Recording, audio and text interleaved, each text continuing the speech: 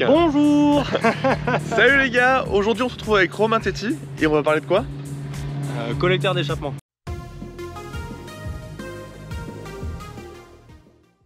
Donc on vous en avait parlé dans une première vidéo. Alors là on va vous parler de quelque chose. C'est un projet à part de ma E36, c'est pour la E36 de Romain.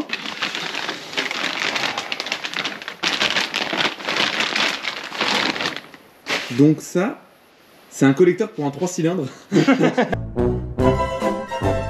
Sérieusement, c'est un collecteur qui est sur le site de Silcis. Et c'est le seul collecteur qu'on a trouvé pour M50, M52, M50, M52, où il y a, ça rallonge les derniers cylindres pour, entre guillemets, avoir une longueur assez équivalente. Voilà, ce qu'on voit, le 6, il fait tout droit là, vraiment tout droit. Et vous voyez, le 1, il fait un... c'est l'inverse, il est là, le 1. Ah ouais, bon, le 1 et le 6. C'est vrai que le 6, tu dirais, il fait un beau coude, quoi. Et normalement, ça, c'est fait pour... E46. E46. Ah, c'est pour E46, c'est ça le truc, en fait. Voilà, c'est ça. Ouais, c'est pour E46. Ça, normalement, c'est fait pour E46, M52. Mais bon, sur le principe, c'est des collecteurs pour E46. Voilà. Mais du coup, nous, on va les monter sur un M52, déjà sur la voiture de Romain.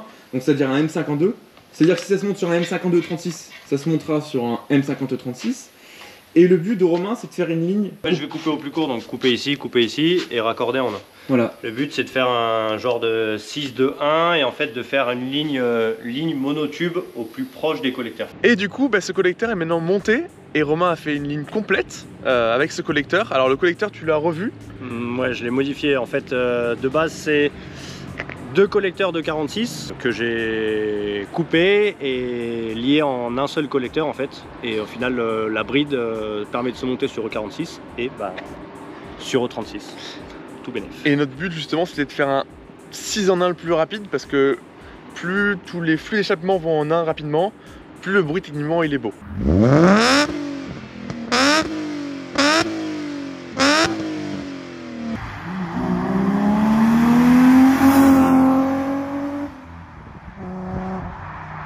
Notre but de départ, c'était de faire un 6 en 1. Le plus, ouais. Mais c'est ultra cher, voilà, c'est ultra compliqué. Voilà, déjà que là, c'est un investissement. Parce que ce qu'il faut savoir, c'est que pourquoi on a choisi ce collecteur-là. Le but, c'était du 6 en 1. Oui. Mais du 6 en 1 avec toutes les sorties d'échappement à longueur égale. Exactement. Ce qu'on appelle equal length. Et ce qui fait le bruit ultra ouf sur beaucoup de voitures. Ouais, je sais pas, j'en ai pas trop entendu. Si, j'ai vu une vidéo l'autre jour Subaru. Subaru en fait, le fameux, si, pour ceux qui ne savent pas, voilà, pour dire qu'on n'est pas raciste et qu'on parle pas que BMW, oui. Subaru, ils ont ce bruit, tu sais, mythique de roucoulement. Ouais. Parce que leur collecteur d'échappement, en tout cas sur les modèles turbo, n'est pas égal. En fait, le côté, alors je sais plus si c'est côté droit, côté gauche, côté conducteur passager, peu importe. Ouais. Enfin, il y a un côté qui est beaucoup plus long que l'autre. Comme les Lancia Delta là, qui font ce même bruit un peu genre de. Possible. J'ai pas le bruit en tête, mais sur le principe c'est ça. Et les mecs qui montent des collecteurs à longueur égale, mais de suite tu perds ce fameux roucoulement Subaru, tu vois. Donc, on va déjà montrer le collecteur, ce qu'on peut en voir. Je vous montrerai aussi des photos. Parce qu'on a des photos. Parce que là, on va le voir, mais il est quand même pas mal caché. Donc là, comme vous pouvez le voir, en bas on voit la V-bande qui est en 70. Ouais, 70. Et là on voit vraiment le collecteur qui travaille surtout sur les plus courts. Et bon, le plus long il tirait vraiment droit, comme vous pouvez le voir là. Et pour vous montrer aussi la ligne, c'est un full tube après le collecteur et il y a juste un silencieux.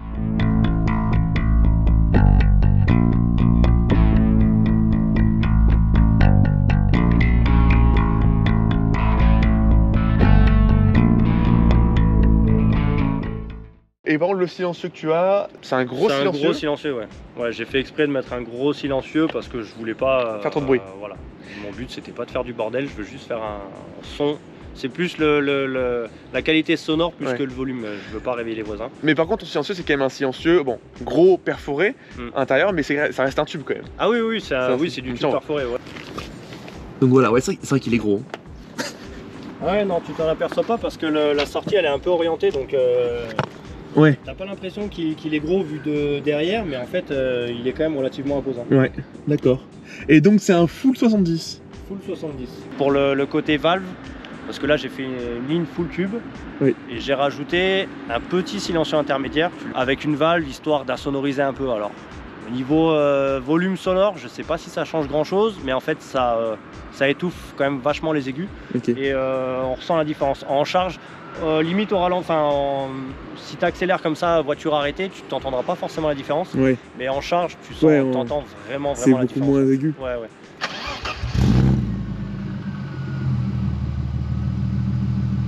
Mais déjà, t'entends le. Ouais. Tu vois vraiment la différence tu sens, ça fait un cylindre après l'autre, un cylindre après l'autre. On entend un roucoulement déjà. Voilà, ça recoule déjà en fait. Il y a déjà un petit roucoulement. Ouais. Ah, la fenêtre. Oh, la série 5 520D. Ah.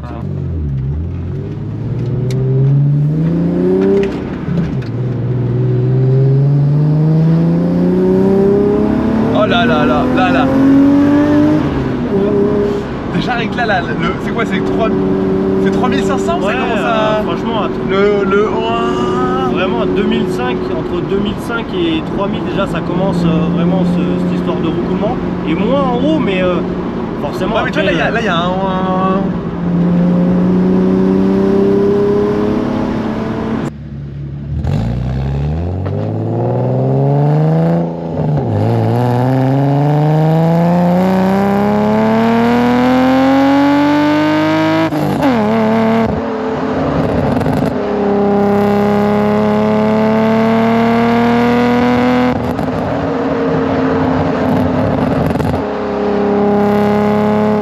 Ah, le bruit il est quand même ouf. Ouais.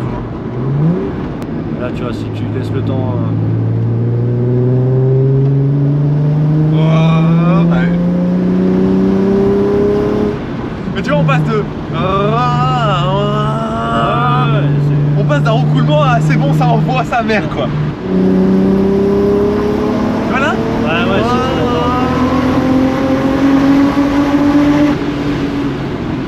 Pour moi, ça avait vraiment une sonorité type V12 un peu. Genre, t'as le truc le Bah ouais, ça fait assez vénère haut dans les tours. C'est ouf, hein. Non, mais au final, l'histoire de l'importance de.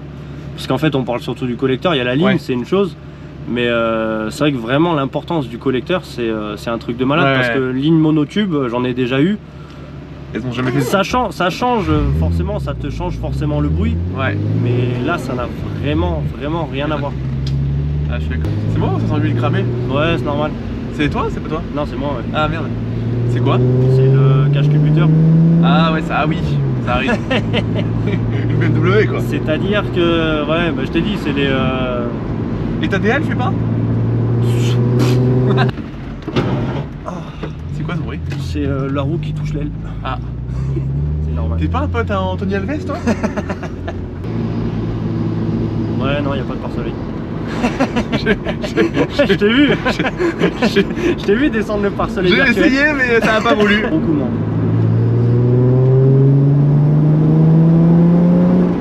Petite reprog Romain? C'est parti?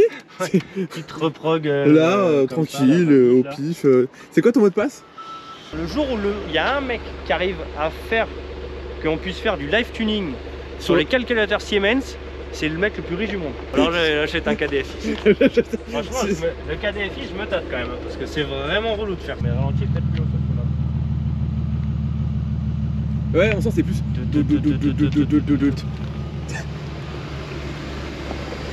Tu vois, c'est plus rapide sur la tienne. C'est plus rapide et plus rond. Ouais.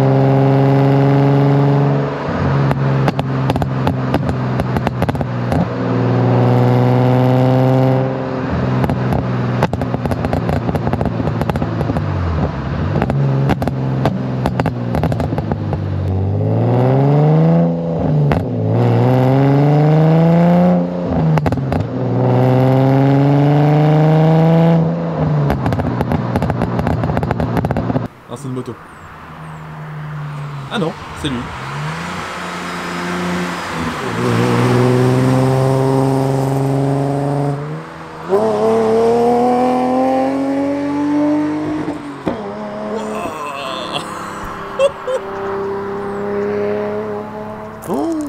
Alors concrètement, dans les tours, je m'attendais pas à ce bruit-là, mais ça fait vraiment un bruit de ouf dans les tours. Clairement, c'est rien à dire. Enfin, c'est un raisin, et après ça fait un bruit de ouin. C'est vraiment dans les tours, c'est.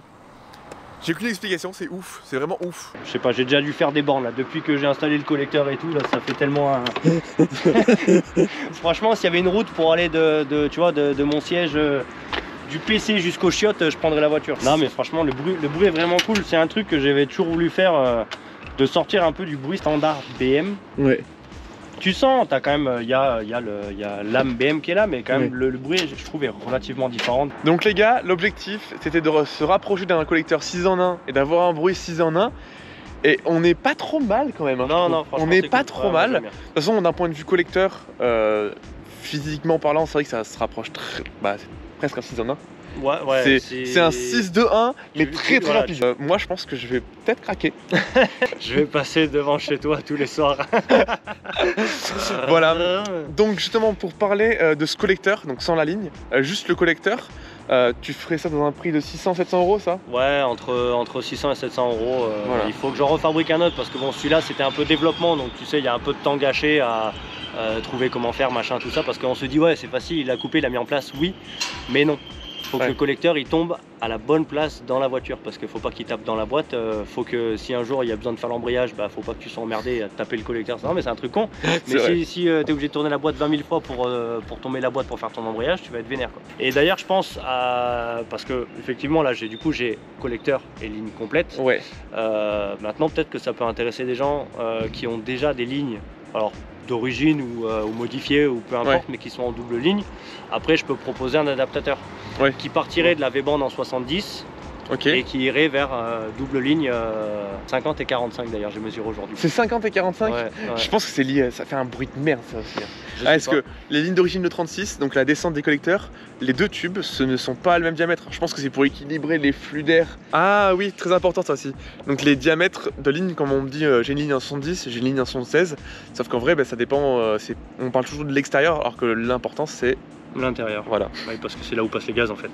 Et au final sur un calcul, là tu vois j'ai calculé d'origine, j'ai pris en épaisseur d'échappement d'origine 1,5. Au total on est sur une surface à 3155 mm². Ok. Donc la surface des deux cercles réunis. Moi en 70 je suis à 3419. Donc j'ai une surface totale plus grande. Mais pas exagérée. Pas exagéré.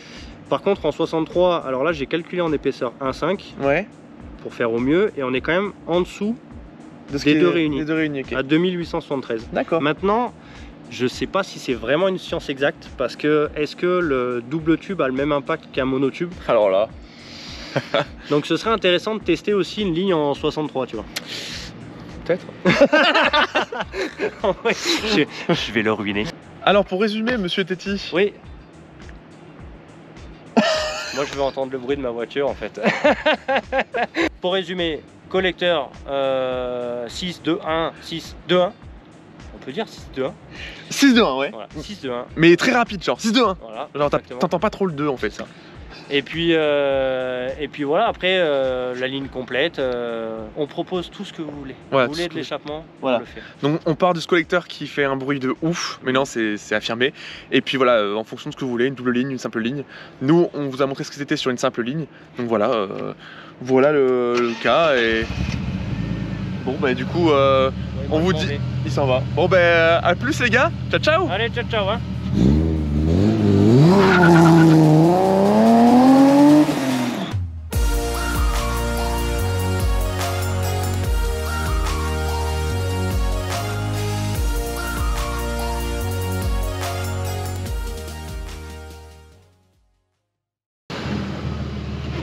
En fait, t'es encore là.